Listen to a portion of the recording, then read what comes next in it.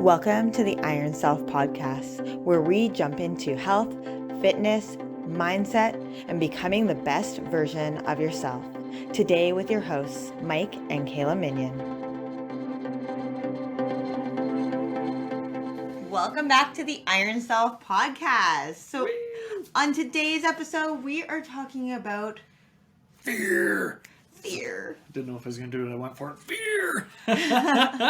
Fear, one of the most paralyzing things. And so many people struggle with it on so many different facets of their lives. So we wanted to take a little bit of a dive into fear, some of the things that people create in their mind, and how a lot of it is just kind of made up in our own minds. And how we really let fear hold us back, and what is on the other side of fear, what takes place over there in that unknown space. Yeah, these magical unicorns that don't have any fear in their lives, right? So this is the podcast that is guided to help you guys with dealing with fear. So one of the things I really wanted to bring to light is actually, this is what kind of inspired this thought for me today for talking about fear, was I actually got this like meme that showed up on my social media newsfeed, and it says, fear doesn't stop death, it stops life. And it actually made me stop and think and go, oh my goodness, it's so right. Because so many times we are fearful, and that fear is like, oh my goodness, I'm going to die if I step into that, right? Like if I go skydiving, what if I die? That's my fear, right? But if that is the fear, it's not stopping death. No matter what, death is going to happen to each and every single one of us at some point in our lives. We don't know when it's coming. We don't know what's going to cause it. Right. Death is that mortal fear, right? That is that baseline fear for everybody that, what happens next? Once we've lived this life and we die, we don't know what happens, so people live in fear of that. So then if we live in that fear and we live in that place of being constantly fearful of the world around us or achieving our greatness or whatever that fear is holding you back from, it really stops you from living your life, from living your dreams, from experiencing things that maybe are amazing. Right. Yeah. Instead of being fearful of the unknown, why don't we be excited about the unknown? Excited about the possibilities that the unknown can bring to us, right? I could have been fearful about leaving my career previous to joining Kayla with training full time, but I chose to be more excited about it because it was that unknown. It was something new and exciting for me, and I love weird, exciting changes. So I want to jump into that because I love that kind of concept of being excited about fear. But I want you to notice where fear sits in your body. Where does that feeling of fear sit in your body? For most people, myself included, it kind of sits in the stomach. You get that that pit in your gut that's like that somebody's got a fist in the center of your stomach. Yeah, I explain it. It's like maybe an inch or two below my solar plexus. It's like mine's like belly, just above the belly button. Yeah, just above the belly button. I don't know. Yeah. Do you have a very low belly button? Maybe I do. Mine's only like an inch. You've seen my belly button. It's in the belly button region. Anyways, so fear sits in this belly button region in our bodies, and often it gives us almost like that anxiety or worry feeling that we kind of explain it. But did you know that excitement is the exact same feeling? We just define it differently. Our perspective is shifted on it, but it's the same feeling. Oh, so it is the exact same feeling. It's just how we perceive that feeling that is the difference between fear and excitement, 100%. And you were able to build that resilience and go, hey, you know what? I'm not going to be fearful of taking this giant leap that could transform my entire life. I'm going to find excitement in that. And so you took that fear and changed it into excitement. But I don't think that everybody can always do that. Well, and I don't want anybody to think that this was some easy decision. I choose to be excited instead of being fearful. It's a lot of work to get there. My previous life, I was a firefighter. I trained myself in lots of scenarios to be able to take myself out of that stress and observe the whole situation through my breathing. So that's where my whole breathing practice started, which helps me deal with that fear, which is probably how, instead of being afraid, I'm able to be excited about things like that. Because you've given yourself the tools and built the resilience over time to step from fear into excitement, into really achieving the zest in your life and taking control of your life, right? So many of us find fear as a comfortable place. And I don't know about you guys, but I've lived much much in fear because it's comfortable, right? It's easy to justify, well, I can't do that, or I'm not going to try that because of X, Y, or Z, right? It allows us to have that justification around not doing something or being afraid to try, right? Yeah. I mean, for me, I always, growing up, I lived with the annotation that it was easier to not try at all than it was to fail. And that was all around fear, my fear of failure, my fear of having to feel what I'm going to call is those icky feelings in your body, those not so great emotions, like that failure, like it again sits as a pit in your stomach, but it's that icky feeling, and now I have to feel icky. So if I just don't try, I never have to feel icky. Well, yeah, fear and failure can go hand in hand, right? There's so many people that are so afraid to fail at something new that their fear gets in the way and they won't even try it, right? Like exactly what you were just explaining growing up, in that, it's easier to just not do it at all. So being able to take a step out of that so that you get to experience everything that this life has to offer is that pivot point, that crucial point where we learn how to step out of the fear and into the excitement. Well, and I think that when we look at fear of failure, you have to define what failure is, because each person defines failure differently. We all have different benchmarks, different values, different belief systems. So for you, failure should be a stepping stone. It doesn't matter who you are. Failure should be something that you learn from. There is never an absolute failure where if you fail, there is no way that you will ever succeed at this ever in your entire life. Not a chance. If you fail at something, then you pick yourself up, you dust yourself off, and you try again. This is where you build that resiliency. Right, but some people see failure as an absolute. I didn't meet this expectation that I had set, therefore I failed. And I know that you're guilty of that. And I know that you have that Me? yeah, well, I just don't want anybody thinking that, like somehow you're immune to it. So, but I mean, we all, if you don't meet this expectation, you have then failed, but seeing failure as that growth opportunity, right? And so when we define failure, I think that we need to really be very aware of defining it as, you know what, this is what I had set as my expectation. Maybe I need to lower my expectations a little. Maybe I need to increase my expectations. Maybe I need to try something different. Well, failure, I do believe, will be a whole other podcast, because we got a lot to say about failure, but we are talking specifically about the fear around the failure right now. Totally. And I kind of wanted to give you an example of that. So an example of like a fear of failure is like, Thomas Edison created the light bulb. If he had been afraid of failing, he would have given up. Okay, so he had a team of 40 researchers under him, and he said it should take us about 3 to 4 months to create a light bulb. Okay, I don't know how he came up with that time frame. He must have been already like on a good roll or something. He's I don't a know. magician. But I mean, if you had a team of 40 people behind you, you'd be like, yeah, we can do this in 3 to 4 months. So he said in 3 to 4 months he'll do it. What it ended up taking was 14 months. It cost, I think it was like $40,000, and at that time it would be worth about 850,000 Canadian US dollars today. So for one light bulb that worked for half of the day, that's how much it costs. 850,000.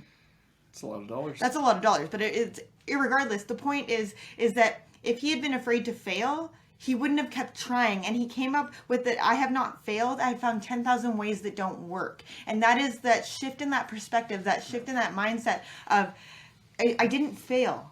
I just found something that didn't work for me, and I'm going to keep trying and keep going. And that is resilience. Yeah. Well, and that bodes well outside of the building light bulb realm too, right? This can go for any of your goals. This can go for anybody who set a New Year's resolution, If you are finding a hard time meeting those expectations, then you haven't found your way yet. You're just starting to get on that track and finding your way. So don't be afraid. Continue. Keep going forward. I mean, like, if you watched, what was it, The Hangover or something like that, and the guy says, "But did you die?" Like, I don't know if he says it like that, but anyways, the point is like, did you try? Did you die? If you didn't die, then keep trying. Keep going forward, because forward is the only place to go. Yeah. Okay, well, what about some people here that might be listening that don't even recognize that they're afraid of things, right? Like, I'm going to use the term male bravado. It helps some of us be able to be like, I'm not afraid of anything. Puff the chest out, we're good to go. So what do you recognize as something that might be a fear mechanism? You know, one of the biggest things that pops up a lot with clients that I notice is self-sabotaging. We're like a couple weeks out from hitting goals, and all of a sudden it's like complete derailment. Oh, I don't understand why. I just have no drive, no motivation. I just need a break, blah, blah, blah, blah, blah. Insert excuse here. And it's like, what are you afraid of? Yeah. Why are you giving up now? Look, you've been going at this for so many months. Why now is the time to give up? And it's like, because if I give up, then I don't have to say I failed. Then you can't fail. Right? I just gave up. So this comes back to fear of failure again, right? Right. So this is why I was saying, like, fear and failure go so closely hand in hand. But then other ways that fear can show up are like if you Don't start. If you never start, you're always planning. You're that perfectionist. You need everything to be perfect before you'll ever start. That is a fear of taking action right there. That is, you would rather spend your entire life planning than taking that action. And this is something we talk about with our clients all the time is planning is great. You need a plan. You need to be able to see how you're getting from point A to point B. But the other side of that is that you need to be able to take action. Actionable items. How do we start moving this roller coaster forward? Exactly. I mean, I think that perfectionism is a place that a lot of us get stuck. I mean, myself included. You're included in this. I mean, there's been so often where I've been like writing lessons or information for clients or whatever, and I'm like, ooh, I can't put that out yet because it's just not perfect. Well, and this is a great idea of why we started the podcast. We don't have to be perfect. Kayla and I are not perfect by any freaking stretch of the word, but we love to be able to get information out. So we decided, let's do a podcast. It's not going to be perfect. It probably won't be the prettiest thing in the world, but we are going to get a ton of information out there to be able to help as many people as we can. Perfectionism is something we are very passionate about, so it's good to be able to take a step away from that. Yeah, I'm far from perfectionist at editing episode. And you guys may not believe this, but I hate talking in front of people.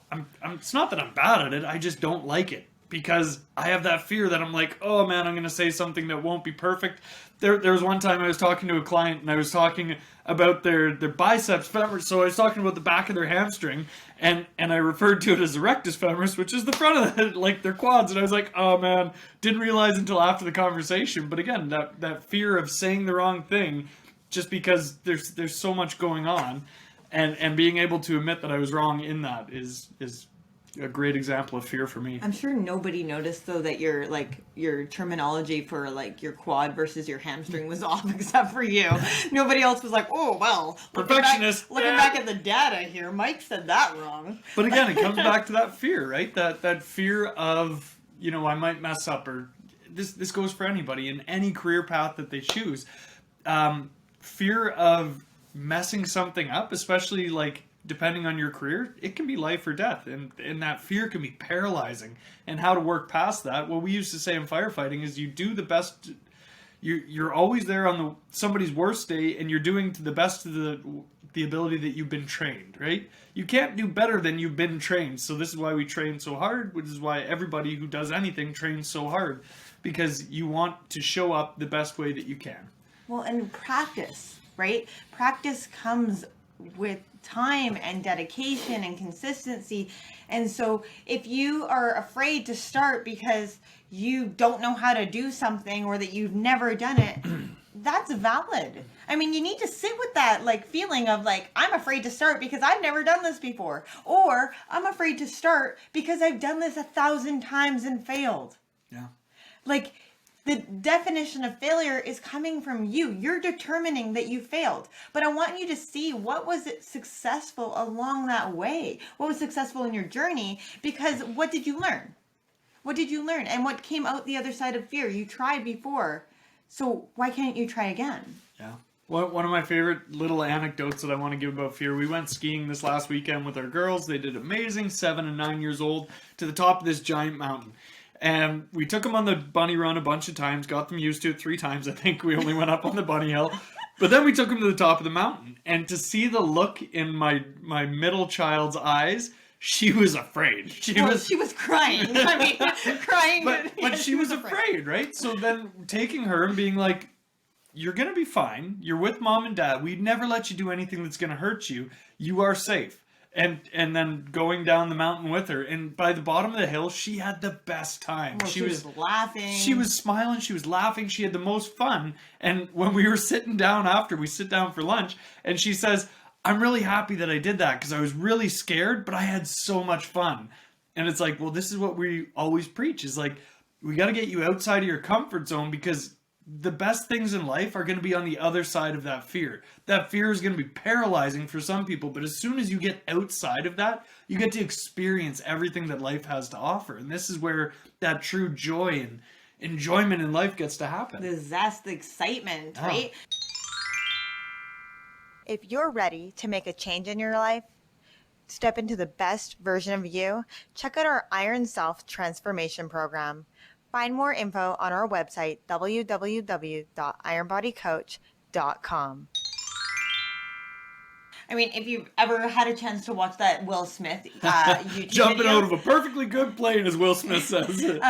So I think he's like on the Ellen DeGeneres show or something, and he's talking about what's on the other side of fear, and he's talking about his experience going skydiving. You have to check out the video. I'll link it through in the show notes for this episode. But anyways, it's really funny because he talks about being strapped to somebody and that you've never been in an airplane before with the doors open. And the first time I've been in an airplane and the door's open.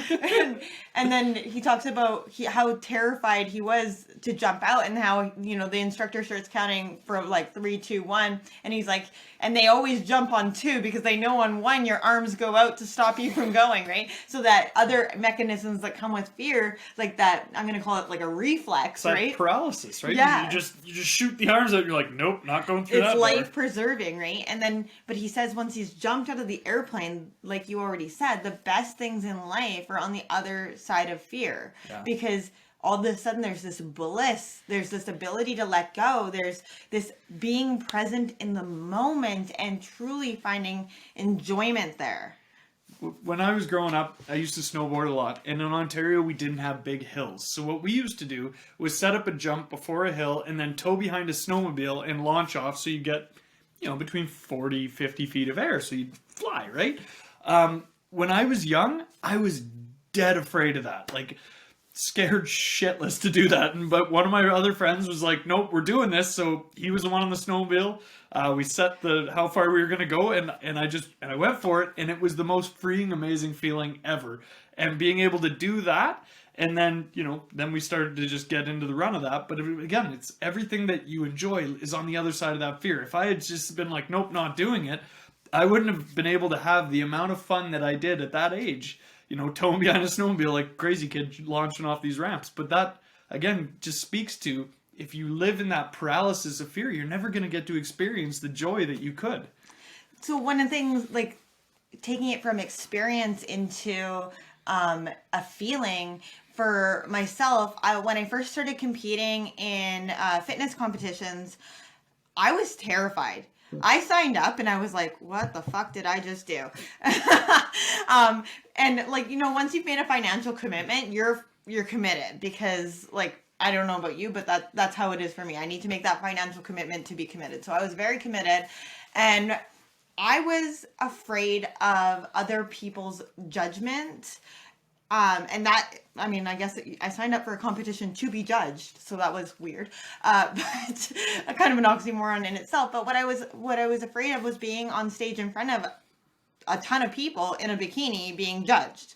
So I signed up for that to get myself outside of that comfort zone. And what I learned in the process was they were only judging you based on you. You know, you're only being judged against the people that show up there that day. And those people that showed up there that day were some of the most inspirational, loving, compassionate, supportive people I've met, because we were there competing against each other, but we were also there high-fiving each other, congratulating each other on the process. Like, it was this... You guys are on a shared journey. It was a shared journey. It was a shared experience, and it was awesome, and I was so scared, but if I had let myself not do that, I don't think I would have found something that truly excites me, that truly gives me a goal to keep working towards, to keep myself bettering myself. That's what I really like to do, is to better myself. And for me, that comes with goal setting. And so I know that next time I'm going to do better. And now I know with that experience, I'm going to do better. And I keep building that resiliency, but building that confidence in myself, because that confidence for myself comes with stepping outside that comfort zone, stepping into fear, and just continuously stepping into that fear. And that's where I'm building that confidence. Okay, so for everybody who's listening now, if we are shit scared of everything, if we live in that fear, how do we step outside of it? What's the best way to start to move from a life that is perpetuated by fear to one that is goal-oriented and striving for more? So I think setting small goals, or what I'm going to call baby steps, is the biggest thing to step outside of fear, especially when you're feeling uncomfortable with it. Like if you set a big, hairy, audacious goal, right? A BHAG, and you are afraid, that might keep you in that paralysis state or that planning state of, well, I'll just, eventually I'll achieve that. Well, it comes back to that perfectionist idea like we were talking. If you set this huge goal, but you don't have a clear path on how you're getting from where you are now to where you want to go, that is where that fear stands, because you're like, man, I got to lose 70 pounds to get to there. Or I got to build 30 pounds of muscle to get to there. Or it looks like it's too long, too hard. But if you break that down into, okay, well, I'm going to lose 5 pounds by next month. Oh, okay, that's doable. Or I'm going to eat more protein at each meal. I'm going to drink more water. These are the things I'm going to hit my workouts for the week. Woo! Right. These are the things that build to the long-term goal. So maybe your long-term goal is to be confident in yourself. So what are the things that you're not confident in? Look at those right now. Now, what can you do to start stepping out into that little bit of fear? Like, I'm not confident in this. Oh, okay, well, how can I step into that a little bit more? How can I challenge my comfort zone? Because when you start to feel fearful, anxious, worried, those kind of feelings, you're on the edge of your comfort zone. And on the other side of that comfort zone is where your greatness resides. But you have to push the boundaries. You have to push the barriers. I think a big thing, too, to take a look at is how we talk to ourselves. The messaging that's going on internally. If you are telling yourself that you are deadly afraid of everything all the time, and, I can't do that because it's scary to me. I can't do that because it seems unattainable. If you are constantly berating yourself, we've talked about this before, you're going to be stuck in that mindset. You're going to be stuck in a fixed mindset instead of that growth mindset of, okay, well, how can I overcome this? What's the next step? What is my next step for greatness? Because I already know that I've already made these changes and they're serving me so well. So what's the next step? Or finding a positive affirmation too, right? You're talking about positive self-talk, but that positive reinforcement that I am on the right path, I can do this. I am here and I'm willing to experience this. Kayla's favorite thing to tell herself while she's running. Yeah. I mean, I was in a yoga class once and the instructor had said it and I was having a bad day and she was like, I'm here and I'm willing to experience this. I was like, shut up. Like, that's like literally what was going on in my head. Listen here, yogi. Like, listen here, lady. Not everybody can have a great day like you. But, that saying literally stuck with me because now I'm like, okay, I'm here and I'm willing to experience this. I'm here and I'm willing to try. I'm here and I'm willing to be present. Mm-hmm. It's okay. I can make it to the next lamppost. I can, try this food that's a little bit weird or outside my comfort zone. For our kids this weekend when they were skiing, my daughter, again, when she told me that she was afraid, what she was doing was she would tell herself every corner that she just had to get to her next turn. So again, it's step by step. Yes, and reinforcing that of like, I am doing great, I am doing amazing, I can keep going, look at the success I've had, look at what I've been doing. It's about the journey. And so stepping into that fear a little bit, recognizing the journey within that fear, recognizing the bravery it takes to step into that fear, and like affirming that to yourself, whether that's through journaling, whether that's through positive messaging, like self-talk, whether that's through an affirmation that you read, whatever that is, but having that positive self-talk, that positive reinforcement along with those baby steps really does begin to help you step into that fear. And the next thing that I give you as a tool would be visualization. Visualizing what your life would be like if you didn't step into that fear, and then visualizing what your life will be like when you do step into that fear. What goals can you achieve? What potential do you have when you step into that place, when you step into the unknown? A lot of this comes back to goal setting too, guys. And I implore everybody to go back and listen to our episode on goal setting, because stepping out of that fear, or as Kayla said, into the fear, into that discomfort, a lot of it comes to that goal setting, setting yourself up for success and knowing where you're striving to get to. And this is all about achieving your greatness, achieving the best possible version of yourself. And every single day, that definition changes. Yeah. Right? Your greatness today might not be your greatness tomorrow, because you'll have a different goal, a different level of greatness, a different thing to achieve for yourself, to strive for. But I want you to start thinking about, how can I live the good life? How can I step into my greatness today? So if you're finding yourself, fear showing up in your life with reluctance to try something new, with reluctance to even start on the journey, with self-sabotaging like procrastination, anxiety, lacking your follow-through, with low self-esteem or low confidence, having negative self-talk such as like, I can never do that, I can't do these things. Or if you're finding yourself as a perfectionist, I encourage you to start with small goals and baby steps, visualization, positive self-talk, positive reinforcement, and just simply taking action today, because this is how we're going to start to build that resilience over time and to redefine what fear is to us. Yeah. And again, the big thing that Kayla just said there is so true, is that action. Taking action, guys. Not just planning. You need to start taking action. And action always comes before motivation. If you're just starting on a journey, know that you need to start taking that action and start really living the life that you want to strive for. And that'll come before motivation. But then as soon as you get into that routine, motivation will come, people. And this is 100% true. You know, if Michael Jordan had been afraid to keep trying, he wouldn't be the greatest sensation that he is today. He allowed that failure to fuel him to go forward. So in high school, he was actually cut from the basketball team because the coach said he didn't have enough skill. And he let that fuel him, drive him forward. And it's rare, right? Most of us, we come into this learned helplessness of like, oh, I can't do that because, you know, I was told that I wasn't good at that. So I want you to really begin to question any previous beliefs that you've had and start to step into that fear of the unknown, that potential, that possibility, and start to look at it from another perspective, because what maybe was a story that you had years ago might not be your story now, and now is an opportunity. It's a chance to change, a chance to be different, and a chance to really redefine your success. Yeah. Well, and I love that Michael Jordan one too, because it's like, you can't let somebody else's perception of you define who you are and how you are going to be. So again, stepping away from that fear of, you know, maybe I'm not meant to be the best basketball player in the entire world, but I sure as hell are not going to let somebody else tell me that I'm not the best at something, right? You get to work for everything that you get in life. So find what's worth working for and work for it. Thank you so much for listening to today's episode. I hope you got some very valuable information. If you want help stepping into that fear, having that accountability, reach out to us, www.ironbodycoach.com. Share this episode with your friends, your family members, or anybody that you feel could benefit from it. Have a great day, guys. Bye for now.